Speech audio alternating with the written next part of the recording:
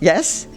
Okay, I'm Helen DeKaiser, and on behalf of the League of Women Voters of Weston, I welcome you all to the luncheon and annual luncheon in Betty Hill Forum on International Affairs.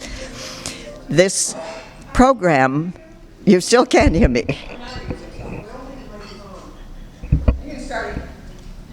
Hi. I'm Helen DeKaiser, and on behalf of the Weston League of Women Voters, I welcome you all to our annual luncheon in Betty Hill Forum. This project was conceived at the first huge celebration at Northfield Church of Betty Hill's 100th birthday. And it seemed particularly appropriate to have the League of Women Voters join with others celebrating her remarkable life by inaugurating a program in her honor on international affairs. Because for a very long time she was passionate about women's role in being citizens at the local level, but paying attention to issues at all other levels, including the international. And she deeply believed in that, and she actually had served for the Westport and Weston League of Women Voters as a representative to the United Nations for an incredible block of time, many years, from 60, I think, until the 80s. So she would be especially delighted to have this program. She was able to be at the very first one, which featured Ilana Landsberg-Lewis, who was with the UN Commission on Ending Discrimination Against Women. And again, one of her key commitments was to helping women be a part of decision-making at all levels. So enjoy lunch, and later Carol will get up and introduce our speaker. Thank you all for being here.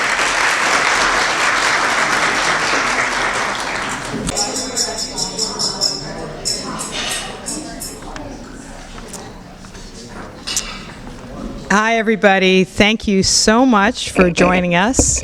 My name is Carol Baldwin, and I have the honor to serve on the steering committee of the Weston League of Women Voters, and I really mean that.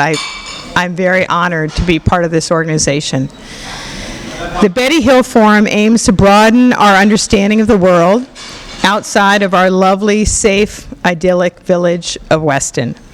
The refugee situation is not just affecting the U.S., but affecting countries around the world. As climate change worsens, commodities become more scarce, and tensions rise as folks fight over ever-decreasing resources. Should I start all over? Okay. All right. Take two. All right. Thank you for being here. Thanks for joining us today. My name is Carol Baldwin, and I have the honor to serve on the steering committee of the Weston League of Women Voters. And as I just said, it's really an honor. The Betty Hill Forum aims to broaden our understanding of the world outside of our lovely, safe, idyllic village of Weston. The refugee situation is not just affecting the U.S., but affecting countries around the world. As climate change worsens, commodities become more scarce, and tensions rise as folks fight over an ever-decreasing resources. Our speaker today, Anne-Marie Gray, has spent her career working on these issues. Anne-Marie Gray is the former Executive Director and Chief Operating Officer of USA for UNHCR, the UN Refugee Agency. During her tenure at USA for UNHCR, Anne-Marie spearheaded the agency's transformation, introducing a grants program, launching a direct service initiative, and elevating the resource mobilization efforts from $3 million to over $225 million. Currently, she is the Interim Director of Women for Afghan Women and a board member of Refugees International and of SNOMED International, which I didn't know what this was, but it's an organization that determines a global standard for health terms, which is an essential part of improving worldwide health. Ms. Gray's 30 years of leadership experience span the globe with significant contributions in the United States and internationally. Her journey includes pivotal roles for UNHCR, Save the Children, UNICEF, and Share Our Strength. We are so honored to have Ms. Gray with us today and to have her help us better understand the world that we are all citizens of. Ms. Gray. You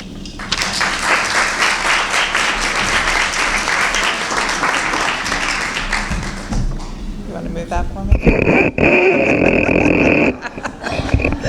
Thank you. Thank you. Thank you so much, Carol, for the warm welcome, and Helen for including me today.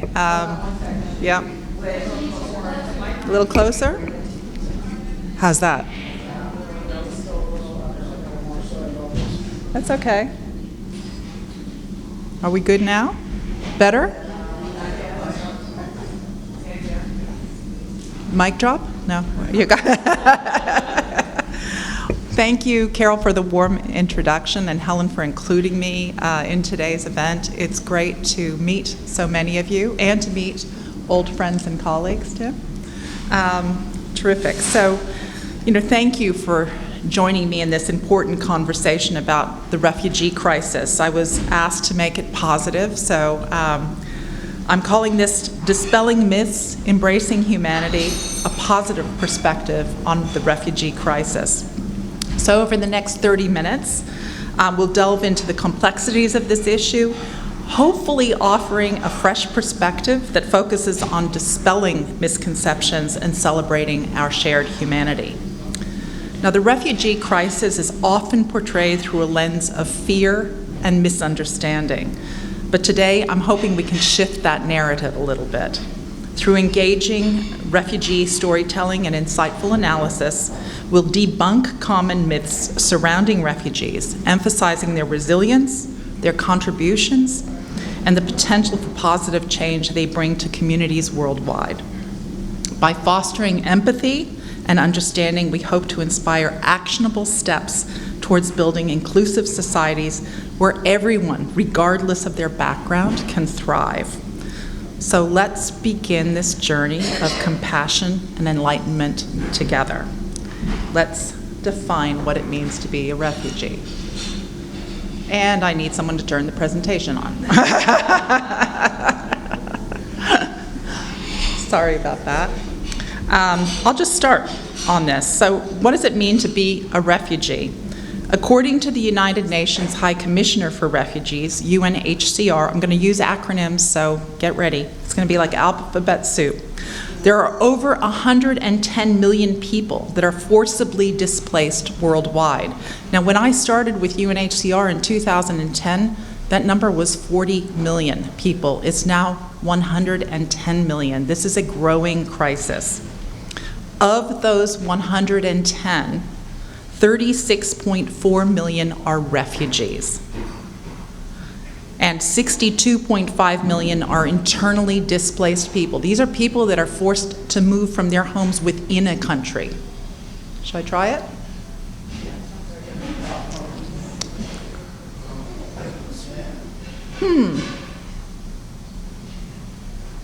I'll just keep talking until we can. It's there, I just need the presentation. It worked during. Okay, I'm just going to keep going, and when the stats come up, you can see them. So I was saying, of those 36.4 million are refugees. So it's a small component of the 110 million that are forcibly displaced. And 62.5 million, the vast majority, are internally displaced. That means they're displaced within their own countries. These individuals have been forced to flee their home countries due to persecution, conflict, violence, or human rights violations. It is a legal status. And it's crucial to understand that being a refugee is not a choice, but a circumstance imposed upon them. So a refugee is someone who is forced to cross a border. An internally displaced person, or an IDP, remains in their country. 52% of refugees in the world come from just 3 countries. Anyone want to guess which countries those are?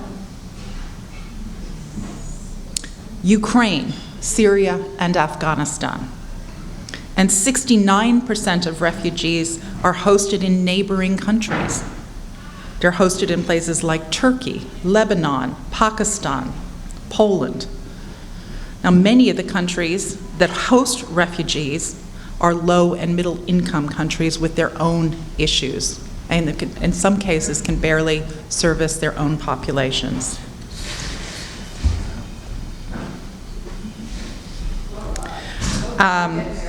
Now, what's more astonishing is of those 36.4 million refugees in 2022,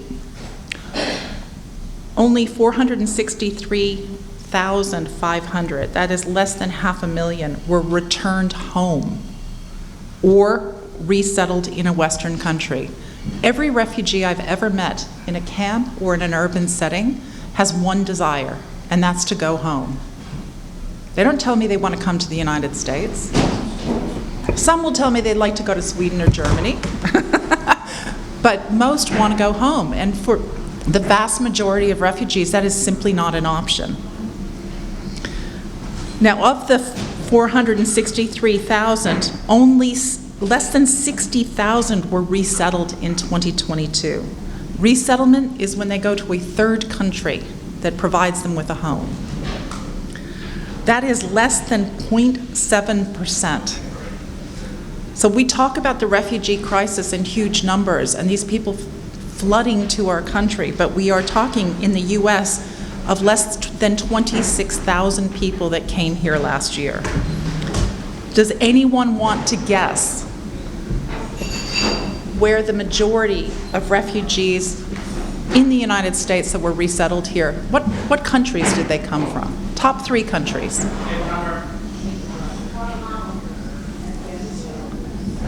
So I'm hearing Afghanistan, I'm hearing Guatemala, Somalia. Top 3 countries where we received refugees, they were nationals of Syria, the Democratic Republic of Congo, and Burma. So this is a very different picture than we see in the media. The causes of the refugee crisis are complex and multifaceted. They involve geopolitical conflicts, environmental disasters, and systemic inequalities. However, a common thread exists amidst this complexity: the human desire for safety, for dignity, and for a better future.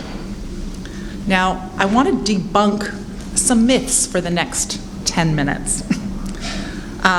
Common myths about refugees. First myth, refugees are a burden on host countries. One of the most common misconceptions is that refugees drain resources and pose a financial burden on host countries. Numerous studies show that refugees can and do contribute economically. They start businesses, they create jobs, they fill labor shortages. For instance, in the United States, refugees have a higher entrepreneurship rate than native-born citizens. Moreover, many refugees become net economic contributors through taxes and consumption over time.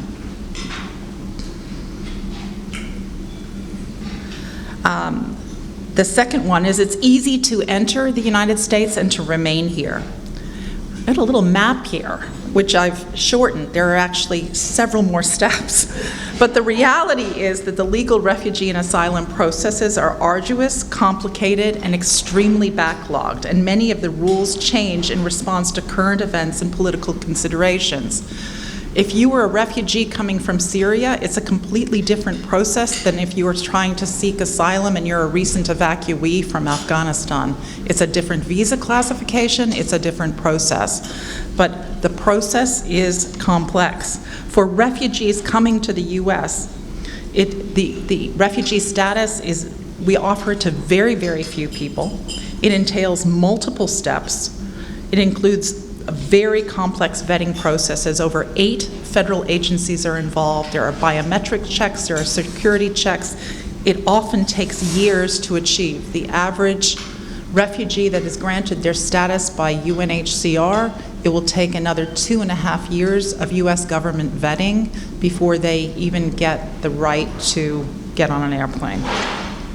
Once an individual files a citizenship application, That can only happen after they've lived in the country and had a green card for 5 years. They often have to wait years more. The average processing time for a citizen application in 2012 was 4.6 months. Today, that wait has tripled. It is over 15.5 months. Most refugees that come to this country seek citizenship. They want to contribute. This is their new home. The next myth is that refugees are more likely to be criminals. I hear this consistently. The opposite is true. Extensive research, including US and European data, indicates no significant correlation between refugees and higher crime rates. Refugees often face heightened security screenings and background checks, see slide, before they're resettled, before they even come to the United States. In many ways, they're some of the most scrutinized and vetted individuals in the immigration system. The process for being granted refugee status and arriving in the U.S. is long, thorough, and grounded in security, biometric checks, identity verification.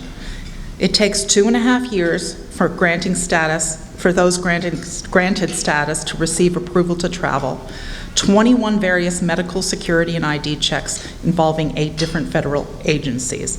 This is not for the faint of heart. You need to be resilient if you're a refugee. Statistically, refugees residing in the U.S. are less likely to be criminals.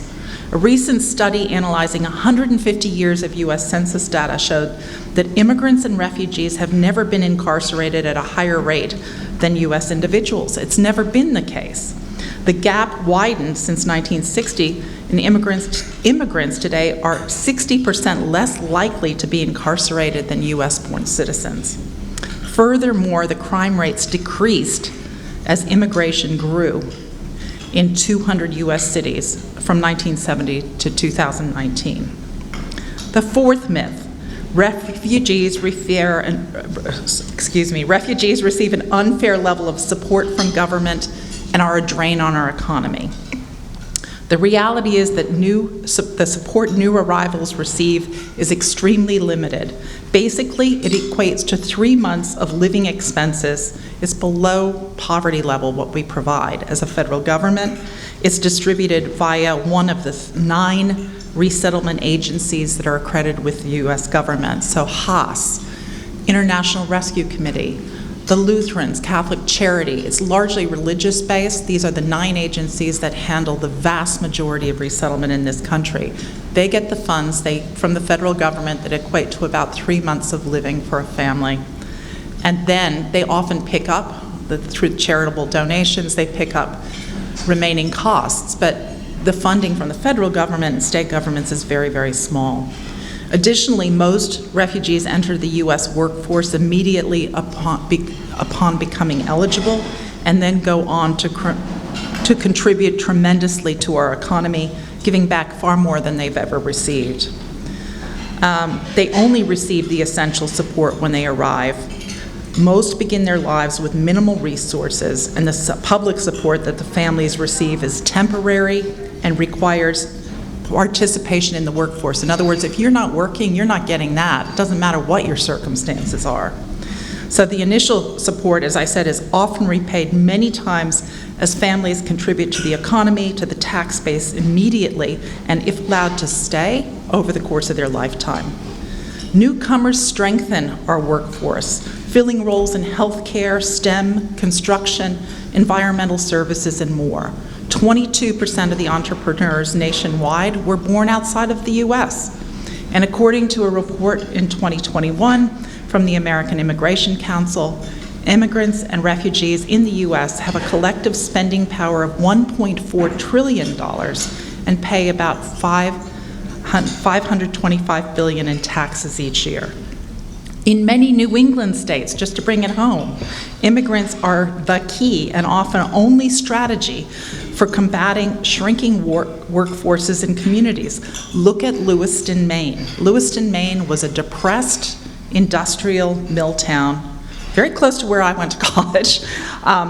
but where a solid and vibrant Somali American community has transformed that town, with the mayor saying if it weren't for the Somali Americans moving in, this town would be wrapped up. We can see that across the country. Myth 5, refugees take jobs away from Americans. Well, this is a falsehood that's often used to pit vulnerable groups against one another. It's not new. We've told this story in the United States since we began. It's used to divert focus from politics that exploit and undervalue workers, and it's true on many levels. The lump of labor fallacy is a term economists use to explain the misconception that only a fixed number of jobs can be had in the U.S., implying that newcomers would need to take or limit opportunities from U.S.-born individuals. A recent study from the Economic Policy Institute shows that the idea that immigrants and refugees are making things worse for U.S.-born workers is wrong. The reality is that the labor market absorbs refugees and immigrants at a rapid rate while simultaneously maintaining record low employment for U.S.-born workers. Far from stealing jobs, refugees often take on taxing jobs that Americans are no longer willing to do. As the Brookings Institute has stated, the impact of immigration and refugee labor on the wages of native-born workers is low. However, workers often work the unpleasant, back-breaking jobs that Native American workers don't want to do. We currently have more job openings than qualified applicants to fill them, both nationwide and in New England, including dangerous low labor shortages in healthcare fields. Refugees who receive the necessary report are more likely to start new businesses and actually act as job creators. Lewiston, Maine is another example of that. Opening Somali-speaking nursery schools, grocery stores, theaters. It's created business in a town that was dying. The sixth myth, today's immigrants don't want to learn English or integrate into new communities. Many people believe that refugees are unwilling to integrate into their new communities. In reality, most refugees are eager to learn English to navigate their communities. They want to advocate for themselves and for their families. They want their children to succeed in school. They want to be in the workforce as fast as possible. Refugees often make tremendous efforts to learn the language, to find employment, and to adapt to their new cultural environments. Programs that support language acquisition, job training, and community integration are absolutely vital in helping refugees become active and engaged members of society. Every language instruction provider in New England has a long waiting list for ESOL classes. Due to recent budget cuts, providers fill less than 10% of the demand for these classes. I'm working right now with Women for Afghan Women. We have a center in Queens and one in the Washington, D.C. area. We can't run enough English language classes, and that is duplicated across the region. Myth 7, the U.S. asylum policies are causing a crisis. If the U.S. ended or restricted people's rights to enter the U.S. seeking a safe haven, persecution, and violence, we wouldn't have this unmanageable immigration surge. The reality is people seek freedom from persecution and violence. They'll do anything they can to reach safety. Remember just 6 years ago, the stories of refugees coming from Syria, from Turkey in lifeboats to the Greek islands to seek. They will do anything. I've been there. I've been to the Isle of Lesbos. I've seen people coming off of these boats. They will put their children in, and you question why. This is how important, how driven they are to find safety for their families. Attempts to restrict their ability to apply for legal protection, such as Title 42 and remain in Mexico, have not stopped or slowed any attempts. In fact, attempts have grown exponentially during the implementation of these policies, which did really nothing to address the root causes of displacement. Restriction merely backlogs the legal process by millions of cases and removed protections from highly vulnerable populations, exposing them to further persecution and violence. I spent a great deal of time 18 months ago in California, Tijuana, Juarez, and in El Paso, just looking at how different states were dealing with this, what happens with people now that we no longer allow them to come to the port of entry and seek asylum. They are pushed back into extremely unsafe situations. And you're often talking about female-headed households where they're escaping, if in the case of Central America and South America, gang violence. But on those borders, I saw Ukrainians coming across, people, Congolese. I saw people coming from all over the world legitimately seeking asylum with their documentation, and we're turning them away. It breaks every convention that we've signed. The myth 7, supposed asylum seekers and refugees are really just coming here to get jobs. When people attempt to claim asylum, they have to prove that they face persecution or have a credible fear of persecution in their home country. Most are fleeing repressive regimes or destabilization that threatens their lives. I've seen so many cases on our southern border around gang violence and horrendous stories of abuse. These people are genuine. Their cases are claimed. We know they have the status. It's just a process of we don't have the ability right now to process it. No one comes. They often arrive with few financial resources. They have language challenges, cultural barriers, but they come here not to take our jobs, but to seek safety and a future for their children. I hear that over and over again. I do this for my children. There is no guarantee on asylum, and the uncertainty surrounding the process can be frightening and very destabilizing. No one would seek to be in this situation unless they really had to be. Myth 8, refugees bring culture, ideologies, or ideas that are harmful to the U.S. Wrong. Immigrants, most often refugees, come to the U.S. because their affinity for our economic and governing principles, not in spite of them. Research has shown that refugees come here seeking safety, freedom, basic human rights, and the opportunity for themselves and their families. They don't differ. The political views of refugees don't differ that much from Americans. And refugees continue to come here seeking a pluralist society with class mobility, a place where they can live free, love, believe, and raise their families as they please, participating in a workforce, and having a say in governance. Myth 9, the U.S. prioritizes services for refugees and immigrants more than its own military veterans. Well, this is a counterproductive and illogical argument that used, again, to pit us against each other. The strongest supporters of our work are often veterans associations because they've seen firsthand what has caused the refugee crisis. Often refugees have directly helped and aided our military officers and our military services overseas. Certainly in the case of the Afghan people, that is why so many of them have sought refuge in this country. They can no longer live in their country. I am working with many, many families that have been directly targeted by the Taliban, including our own workforce of 1,200 women working for women's rights in Afghanistan. And then finally, refugees, the myth that refugees are fundamentally different from us. Well, at the core of so many fears about refugees is the notion that they're somehow different. Yet refugees are ordinary people who have faced extraordinary circumstances. They're doctors, teachers, taxi drivers, engineers, parents, and children. Their aspirations and dreams are not so different from our own, and they seek safety from persecution. They want opportunity. They want a sense of belonging and a better life. So if we have a few minutes, I want to take you through 3 stories of recent refugees. Yeah.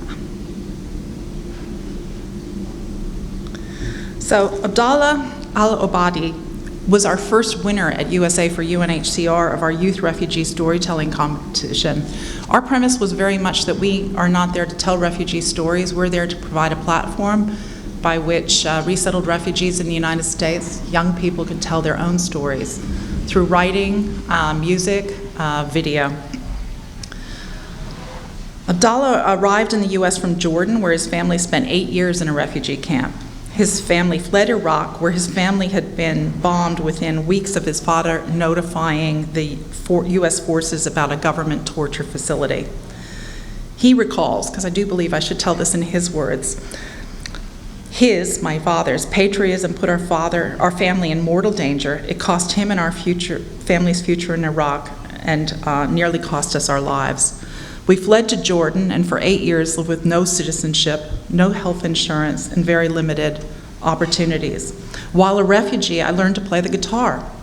I was finding my voice through music, and as I healed, I became more aware of those around me, and I grew a desire to help ease the physical and emotional suffering.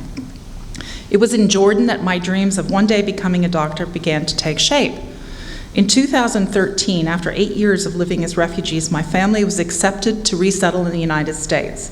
We landed at JFK Airport, and after 6 hours of background checks, the immigration officer said, "Welcome to America." We moved to Winder, Georgia, and at first I had the feelings that I was losing my voice again. Before I even started school, the Board of Education decided it was impossible for me to pass the state tests and suggested I repeat 9th grade. But I was hungry to move forward, and I petitioned the school board to let me take the state exams. I taught myself English by reading the dictionary, word by word. I learned English and passed all the exams. I was finding my voice again, this time in another language. A few short years later, I graduated as the student body president and was accepted to Emory University. At Emory, I began volunteering as a medical interpreter at a clinic in Clarkston, Georgia.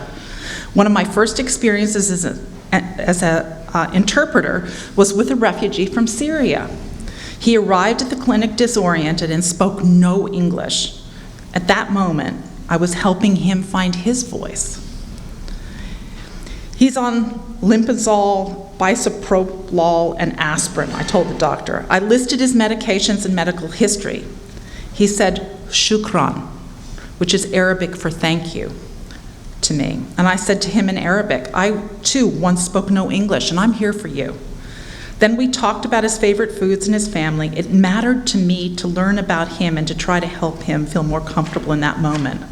Volunteering as an entrepreneur at the clinic only fueled my interest in pursuing a career in the medical field. Although I was still a college student, I wanted to do more. I became an EMT. This is when I met him, and this is the story we had. Soon after beginning his job as an EMT, the COVID-19 pandemic gripped the world. He was now a first responder working in the midst of a global pandemic. And he said to me at that time, in the last year, I not only witnessed the disparity of healthcare in different communities in Georgia, but I experienced how unprepared and under-equipped we were at times to safely do our job during a public health crisis. Today, I'm a third-year medical student at Tufts University, and my dedication to serving others has only grown. I found the medical schools chapter of the Young Physicians Initiative, a nationwide program that helps young people interested in medical careers learn more about the field. He's now a U.S. citizen. His dreams of becoming a doctor are much closer. And this is in the time I've known him, so this is, I get a little bit emotional about this because it's such a great story. It's his goal now to ensure that even more are given a second chance and that those that resettle here in the U.S. are supported as they pursue their dreams, as he once did his. I want to share another story with you just quickly. This is Eli's cheesecake factory. Do you know the Eli's Cheesecake from Chicago? So Eli Schulman, the visionary founder of Eli's Cheesecake Company in Chicago, was known not only for his great cakes, but by living a timeless creed. Treat others as if you were the other.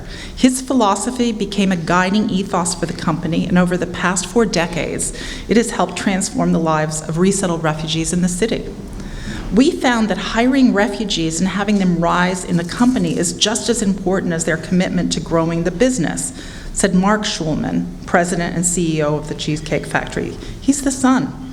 Through its partnership with resettlement agencies, refugees account for an impressive 30% of their workforce. The commitment to empowering refugees reflects their origin story. Eli himself was the son of Czech refugees. Mark, carrying on the torch as his only child, underscores his heritage. Our grandparents came to the United States in the early 20th century as refugees. So we have to be very cognizant about how far individuals can come. It's really been part of our culture, and so many of our new leaders in the company came to us as refugees. They've grown together and really seen the great impact of having such talented, dedicated people in the Eli's community. And here's just one quick story. Elias Kasongo is a refugee from the Democratic Republic of Congo. In the early 1990s, he fled his country and went to Zambia, where he stayed in a refugee camp for 4 years before resettling in Chicago. He started washing dishes at Eli. He was placed at Eli's Cheesecake Factory by his resettlement officer. As his English improved, he advanced into various roles, and he is now their vice president of purchasing, overseeing millions of dollars worth of ingredient purchases for the company's famous desserts. Another success story. And then finally, I just want to talk about Lorena.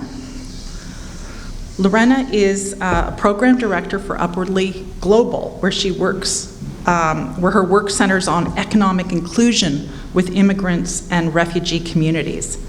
Oftentimes, internationally educated refugees in the U.S. find themselves in what is called a survival job because they do not know how to navigate the U.S. workforce system. Lorena and her team work with these job seekers to guide them out of those survival jobs into roles that align with their actual skill sets. So often a doctor will come here as a refugee, a lawyer. Their accreditations don't come with them, but they're highly skilled, but they'll end up taking any kind of job just to survive. Because again, they can't get any kind of support unless they're working.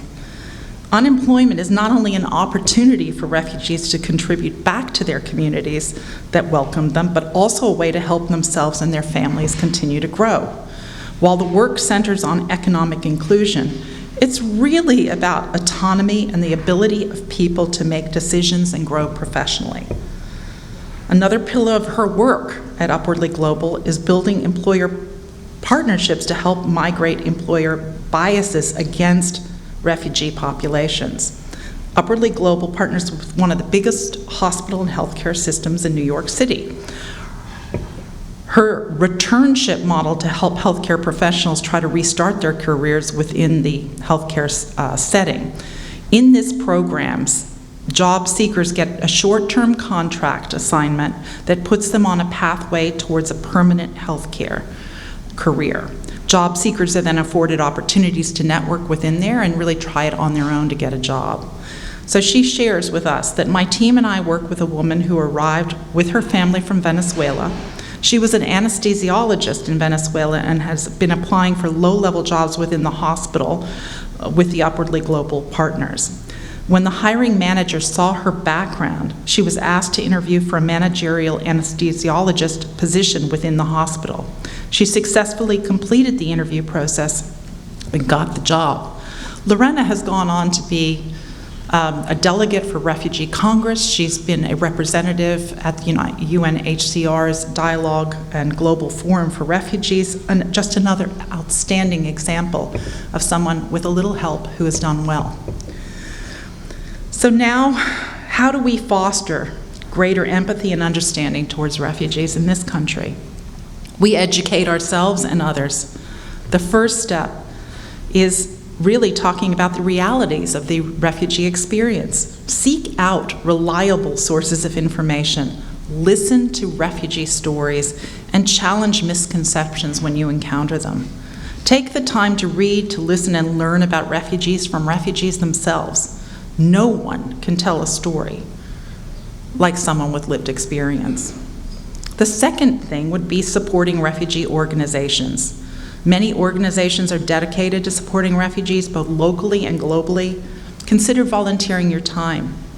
Helping somebody fill in applications is a huge help, and it won't take too much of your time. Donating or advocating for policies that protect and support refugees in the United States and abroad. We need to also build inclusive communities. Creating inclusive communities means fostering environments where everyone feels welcome and valued. This can be as simple as reaching out to newcomers, supporting local refugee businesses, and promoting diversity and inclusion in our workplaces and our schools. Community sponsorship is a great example, and so many of our local synagogues, churches, parishes, and mosques have stepped up to the Community Sponsorship Challenge. And then finally, and I'm here at the League of Women Voters, I must say, we need to advocate for change. Advocacy is crucial. Speak up for policies that provide protection and opportunities for refugees. Engage with local and national representatives and support legislation promoting human rights and justice. Ask candidates what their position is concerning refugees and asylum seekers. What is their position regarding resettlement numbers? And help dispel myths about refugees. It's an important way of making refugees' paths easier. Welcoming refugees strengthens our communities, our cultural diversity, our economy, our integrity as a defender of freedom, our global standing, and our unique identity as a pluralist nation. So in conclusion, the refugee crisis is one of the most defining challenges of our time, but it's also an opportunity to affirm our commitment to humanity and compassion. By dispelling myths and embracing the truth, we can see refugees for who they are: resilient, resourceful, and full of potential. Thank you.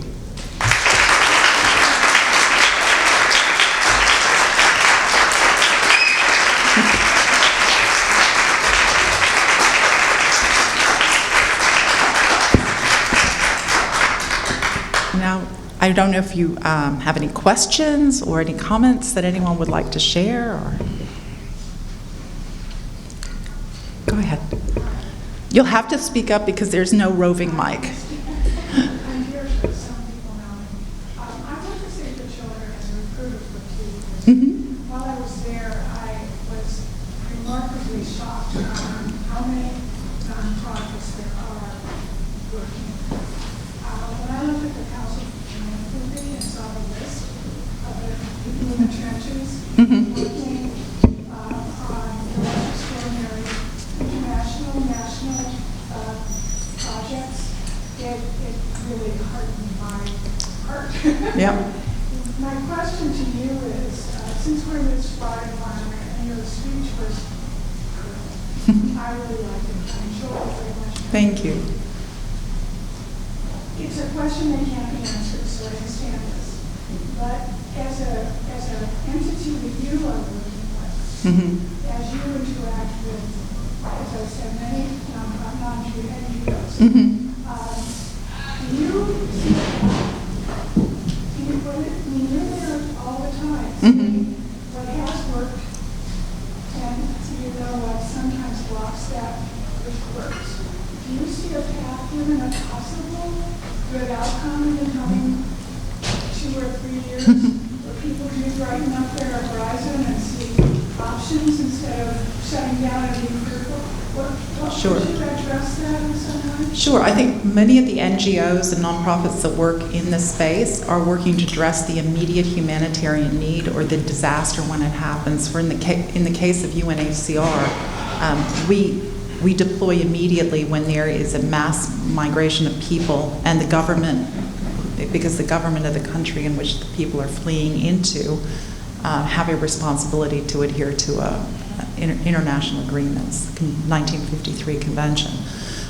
So often their work of a Save the Children or a UNICEF or the multitude of nonprofits that show up, it's very well defined between them who does what. We have in emergency situations what we call the UN cluster approach, so different agencies and NGO partners are assigned to do certain things. So we're pretty clear-cut on what needs to be done, but it's humanitarian response work. Then when we get into resettlement or when it's refugees in a camp situation or in an urban setting, it tends to fall under one of three major agencies. Palestinians are separate. It is dealt by a group, UNRWA, for lots of reasons. UNHCR and the International Organization of Migration tend to do camp management, work very closely with those host countries on the protracted situations. And that's where most refugees are. The immediate need to flee may, you step up and provide emergency assistance, but it's the protracted situation. A refugee in a camp these days will spend, on average, anyone want to hazard a guess? 5, I hear? It's closer to 19. And often, the country that they fled no longer exists as the country that they came from, so there is no place for return. Now, not all refugees, the vast majority of refugees, not the vast, it's now, we've reached a tipping point where more refugees are in urban settings, not in a camp environment. If you're in a camp environment in a host country, it's not a good place to be. They're often built in the worst, on the worst land. You have to drive, walk, fly, or you will be transported. In the case of Jordan, one of the most welcoming countries for refugees, every camp I saw is surrounded by chain link fencing and razor wire. There's no freedom of movement within that country, so most refugees don't want to go into a camp situation. Is there a way out? Well, we need the Security Council and governments to step up and address the root causes. That is outside the remit of UNHCR or any of the NGOs. We have to highlight it. We need to amplify, demand it of our governments, but we can't address the root causes. That comes down to governments. There is a way out, though. As I said, the numbers that are actually resettled are very, very small, 0.17%. And, we accepted almost 27,000 last year. That is double what we accepted the year before, which is better than the 0 figure we had before that. So it is very political in this country. It has been, I would say, since 2016, it became very, very political. And we defunded the very agencies that do the biometric checks. We defunded immigration courts that would hear asylum cases. So I think it really comes down to, there is a way forward, but we have to demand change of our policymakers. And all of those agents, it sounds like there are a lot. They are all doing very specific things, and you will find the vast majority of the agencies in this country are doing it at a very local level, and never overlook the power of communities. Churches, schools, mosques, synagogues have all stepped up where, quite frankly, our government didn't. About the numbers. 26,700 is a fraction of what used to be let in annually. Yeah, the administration has allowed 125, it sets a cap every year for resettlement, and the administration has set a cap last year of 125,000, but because of the backlog in the system and the defunding of the agencies that do the checks, and the defunding of the 9 resettlement agencies that help transport and support refugees when they first arrive. In fact, we could only take in just under 27,000. We have a tremendous backlog of people that have already been granted their status and okay to travel to the States, but can't travel. We just simply can't process them, because we've defunded those agencies. What policy would you like to see the League of Women Voters advocate? When I was the CEO of USA for UNHCR, I was begging. UNHCR does not like us to meddle in the advocacy work because they are very concerned about their relations with the U.S. government at the time, and so they should be. I would love to see a partnership with the League of Women Voters as a national organization where when you're providing questions to candidates that are standing for any office, that you put 2 questions on there that ask candidates what is their position on refugee numbers, resettlement numbers, and what is their position on refugees being supported in the country. I think it would be I'm not going to tell you how to vote, but I do think it is a question, given the gravity of the situation, the growing refugee crisis we have, and climate change is only going to add to this. This is not an issue, unfortunately, that's going away. So having worked in emergency response and disaster response for many, many years, the only way you can prepare is before you truly have a crisis. So I believe it's a question that should be asked of all candidates standing for office. That's a perfect. Thank you so much. Thank you.